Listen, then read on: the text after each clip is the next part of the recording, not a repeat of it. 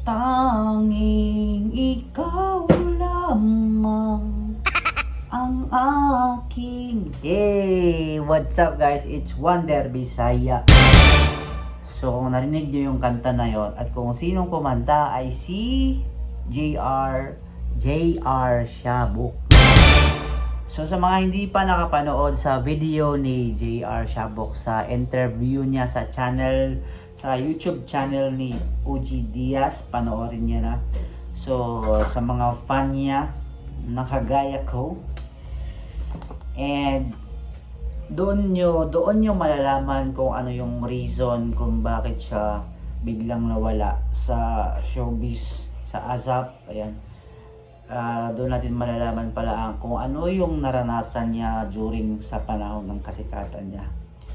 Pinaliwanag niya yung kung ano talaga yung nangyari at kung bakit bigla siyang nawala sa showbiz, you know.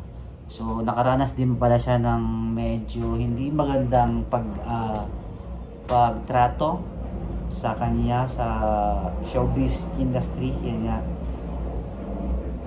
siguro din sa sobrang na-pressure din talaga siya, sobrang pressure niya, and ay napagod din siya kasi nga, sa kwento niya na wala din talagang pahinga, and then especially yung sinabi niya na nakaranas siya ng racism. Yan nga, kasi nga si JR ay isang probinsyano, no? Kagaya ko.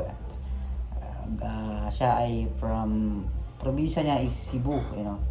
Cebu, Bisaya, which is Cebuano. And then syempre, yun nga, parang din may favoritism yung nabanggit niya din doon, kasi nga sa ibang mga kasama niya is pag may kanta sila sa ASAP is yung ibang mga kasama niya is binibigay is Tuesday pa lang, so which is napaka-aga, and then yun sa kanya binibigay Sunday na, which is Sunday ng tanghali nagla-live ume-ere yung yung ASAP, you know, SAP.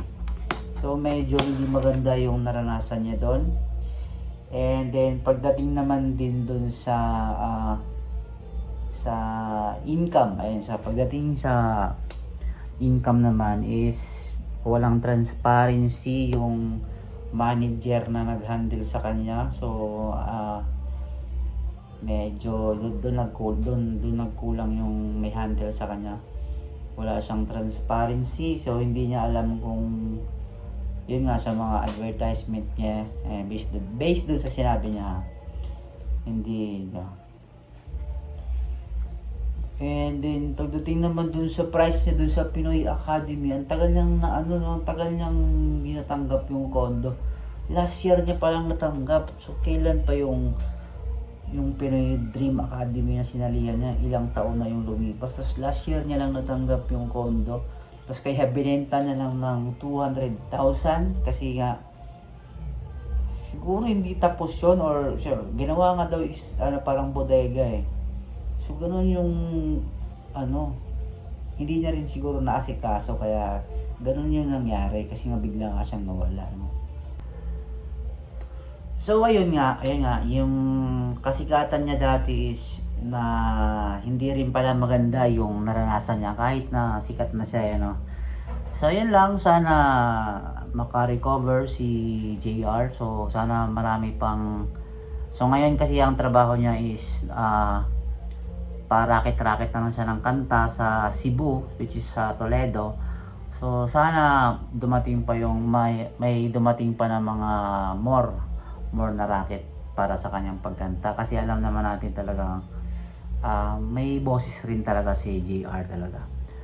And sana sa mga fans niya, na mga solid fan, supportaan niyo lagi si JR, and sana makabangon siya ulit at magkaroon siya ng stable na project, at sana magkaroon ng stable na trabaho. So yun lang, thank you guys for watching, peace out.